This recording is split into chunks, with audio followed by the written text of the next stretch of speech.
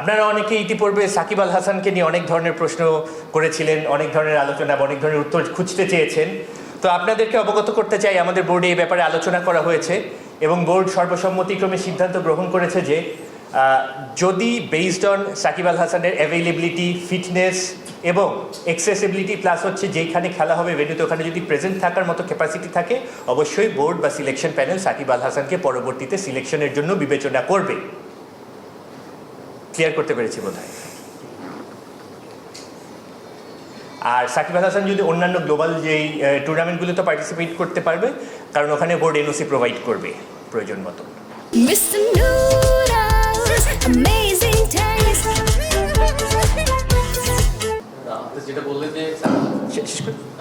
আচ্ছা, আর এর মধ্যে আমরা বিগত কিছুদিন আগে আমাদের একজন ক্রিকেট কোচ মাহবুব আলী জ্যাকিকে হারিয়েছি।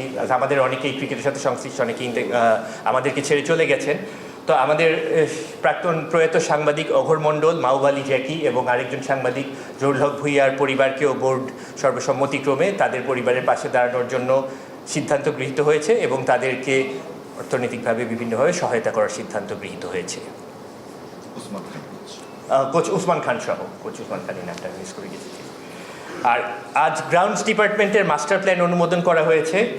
এর আন্ডারে আমরা খুব শীঘ্রই এবছরই ৭৬টি প্র্যাকটিস উইকেট ও ৪১টি সেন্টার উইকেট নির্মাণ করতে যাচ্ছি।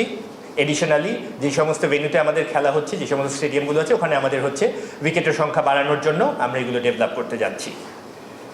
আর অনূর্ধ্ব ২৩ আন্ডার 23 একাডেমি বিসিবি থেকে গঠন করা হতে যাচ্ছে, আজকে ডিসাইডেড হয়ে গিয়েছে। আর একাডেমির ডাইরেক্টর হিসেবে দায়িত্ব পালন করবেন আমাদের বোর্ড ডাইরেক্টর আব্দুর রাজ্জাক খান।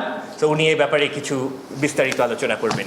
একাডেমির কনসেপ্টটা হচ্ছে আমাদের যেটা আন্ডার 19-এর পরে আমাদের একটা ভ্যাকিউম তৈরি হয়েছিল ওই জায়গাটাতে, যে ডিরেক্টলি আমাদেরকে এইচপিতে ওদেরকে অ্যাকোমোডেট করতে হতো।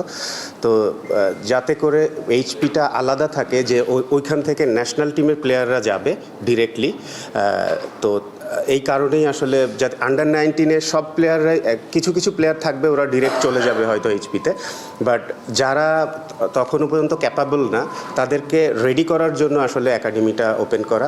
তো আমি আশা করি যে একাডেমি আমাদের জন্য হেল্পফুল হবে এবং ভবিষ্যৎ প্লেয়ার তৈরিতে উল্লেখযোগ্য ভূমিকা পালন করবে বলে আমি আশাবাদী আর কি।